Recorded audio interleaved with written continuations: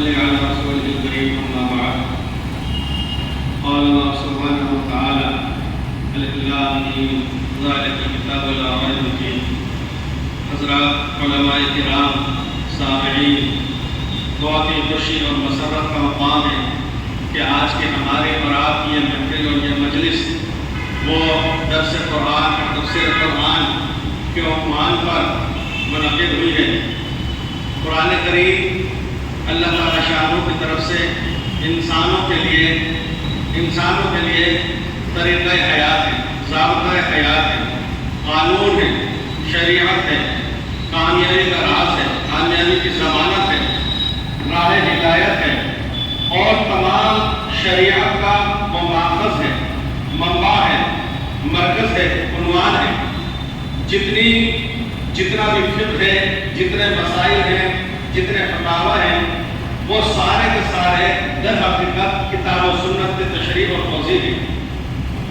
جتنے بھی احادیث نبویہ ہیں وہ ساری کی ساری در حقیقت قرآن کریم کی تفسیر، اس کی تشریح اور اس کی تبیین ہے۔ اس لیے کہ ہم تعالیٰ جل مجدور نے جناب رسالت پاک علیہ السلام کو لِتُبَيِّنَ لِلنَّاسِ یہ حق عنایت فرمایا کہ قرآن کریم کی تشریح اور توضیح آپ کریں۔ تو احادیث جس قدر کی ہیں وہ تمام کے تمام در حقیقت قرآن کریم کی تفسیر، اس کی تشریح اور اس کی توضیح ہے۔ قرآن کریم سے متعلق ایمان والوں کا کئی حقوق عائد ہوتے ہیں۔ ان میں سے بعض حقوق وہ ہیں کہ جو ایمان والے کسی نہ کسی درجے میں خیال کر لیتے ہیں۔ مثلا اس کا ادب و احترام کیا کرتے ہیں، عقیدت اس کے ساتھ رکھتے ہیں، عظمت کا معاملہ کرتے ہیں۔ کہیں کوئی تھوڑا سا برف کا ایک ٹکڑا بھی راہ میں پڑا ہوا ملتا ہے، اس کو عقیدت و احترام کے ساتھ فوراً اٹھا لیتے ہیں، اس کو پھونک کے ذریعے سے دھول مٹی صاف کرتے ہیں، آنکھ سے لگاتے ہیں، اس کو کسی ادب و احترام کے ساتھ اچھی جگہ پر رکھتے ہیں۔ پھر اس کا حق اس کی تلاوت کرنا بھی ہے، اس کا حق تلاوت کرنے کے ساتھ ساتھ اس کو سمجھنے کا بھی ہے، اس پر عمل کرنے کا بھی ہے، اس کی تبلیغ اس کو شائع کرنے کا بھی ہے، اس کے نشر و اشاعت کا بھی ہے۔ ایمان والوں میں، ہم میں اور آپ میں جہاں قرآن کریم کی خدمات متعدد طریقے سے کرنے کی کسی حد تک توفیق میسر ہو رہی ہے، مثلا قرآن کریم کا پڑھنا پڑھانا وہ جاری و ساری ہے، قرآن کریم کی تلاوت ہے، پھر تجوید و قرات کے مستقل شعبے اور درجے ہیں۔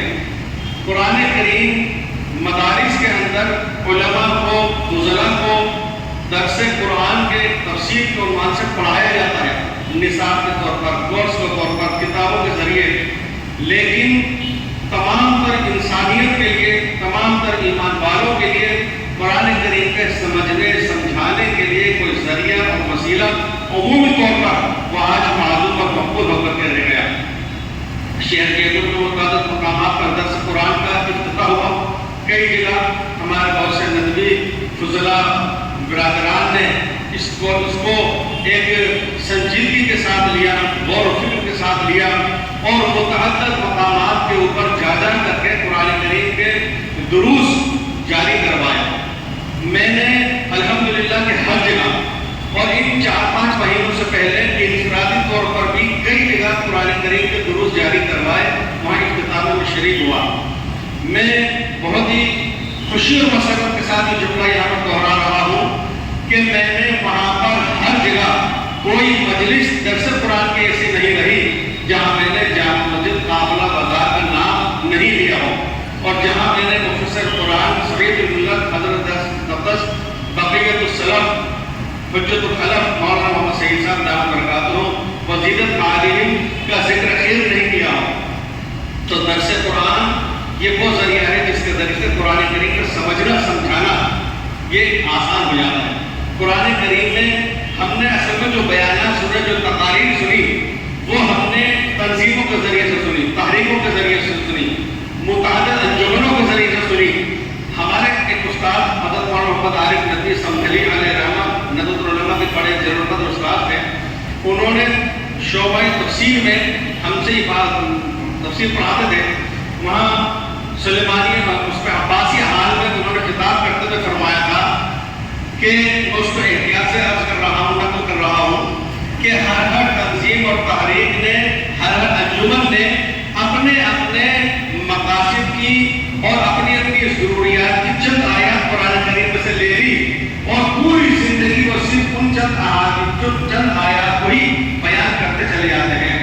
لیکن اب اس پر میں آپ سے عرض کروں کہ قرآن کریم میں صرف 25 یا 27 یا 35 آیات ہی تو نہیں ہے، وہ 6666 آیات آخر کس کے لیے ہیں؟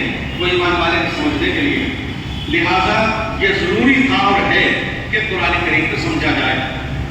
حضرت شیخ مولانا محمود حسن صاحب دیوبند جب اسیر مالٹا رہے 4 سال انگریز کی گرفتاری میں، وہاں سے آنے کے بعد جو انہوں نے بات کہی اس کا خلاصہ یہ ہے، انہوں نے وہاں کی تنہائیوں میں جب غور کیا کہ ملت اسلامیہ کی یہ پسماندگی اور یہ اختلاف اور یہ پریشان آدمی کیوں ہے، انہوں نے اس کا حل تلاش کیا 2 چیزوں میں، ایک یہ کہ باہمی اتفاق و اتحاد ملت کے اندر ہو، اور دوسری یہ کہ قرآن کریم کے دروس تدبر قرآن یہ عام ہو۔ تو قرآن کریم کے دروس عام ہونے سے متعلق اب میں اس حدیث کو ذکر کرنا چاہتا ہوں، بہت مشہور معروف ہے۔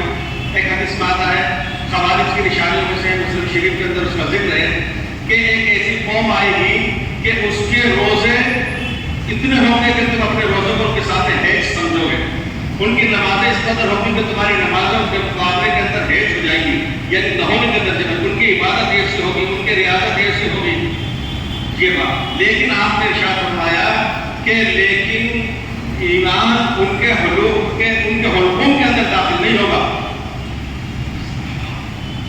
قلب کے اندر تو کیا داخل ہو، حلق پہ داخل نہیں ہو پائے گا۔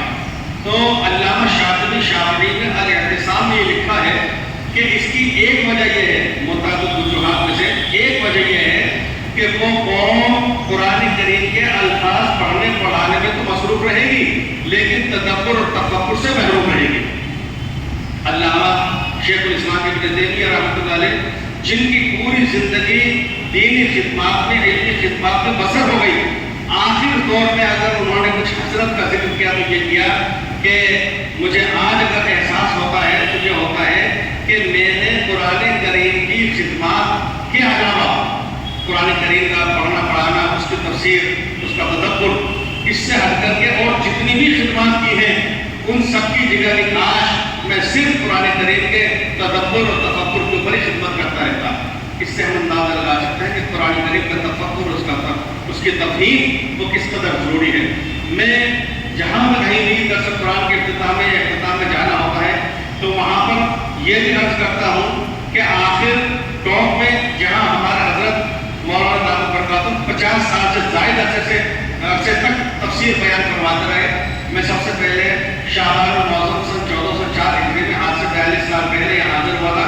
جمعے کے اندر حضرت والا دامت برکاتہ کا خطاب سنا اور حضرت نے فرمایا طالب علم دیکھ کر کے کہ درس قرآن ہوتا ہے شام کے شباب آئے۔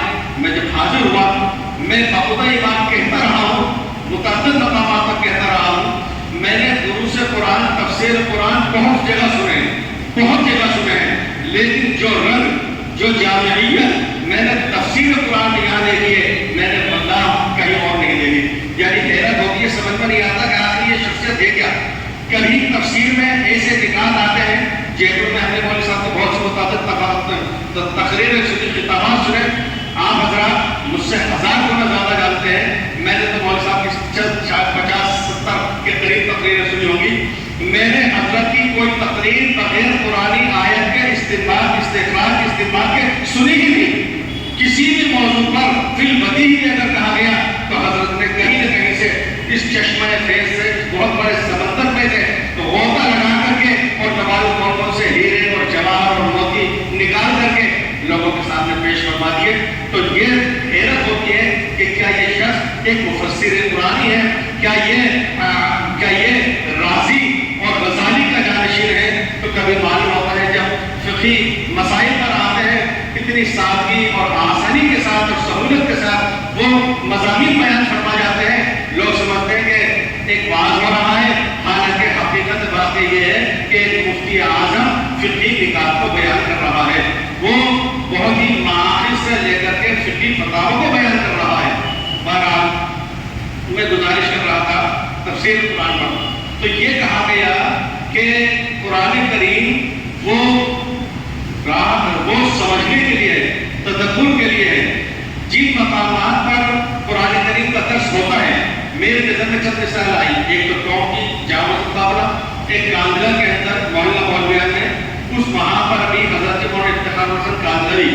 رحمۃ اللہ علیہ تقریباً 100 سال کی ان کی عمر ہوئی ہے. حضرت مولوی صاحب دامت برکاتہ بھی وہاں تشریف لے جا چکے ہیں اور اس درس میں حضرت والا بھی سعادت بخش چکے ہیں. وہاں پر انہوں نے 5 قرآن کریم کے دور پورے کیے جس میں سے آخری دور 32 سال میں پورا کیا تھا.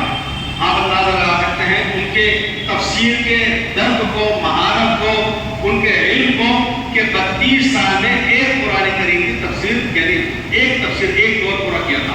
اس سے پہلے مقدار دبئی 5 ہوئے. آخری مرتبہ جب تفسیر کا دور ختم کیا تو ایک عظیم الشان کی اجلاس منعقد ہوا جس کے صدارت مفکر اسلام حضرت مولانا سید ابوالحسن علی ندوی رحمۃ اللہ علیہ نے انجام دی. وہ تشریف لائے، وہاں پر ان کا خطاب بھی ہوا. انہوں نے یہ فرمایا کہ جو نورانیت روحانیت میں نے اپنی زندگی میں اس درس قرآن کی اختتامی مجلس میں دیکھی ہے اپنی زندگی میں کہیں نہیں دیکھی. یہ جملے میرے نہیں ہے، میں تو نقل کر رہا ہوں، لیکن شخصیت کے ہیں وہ ہے کہ میں نے دیکھے ہوئے مشرق کو مغرب کے بہان ہے. مفکر اسلام کے جملے ہیں یہ.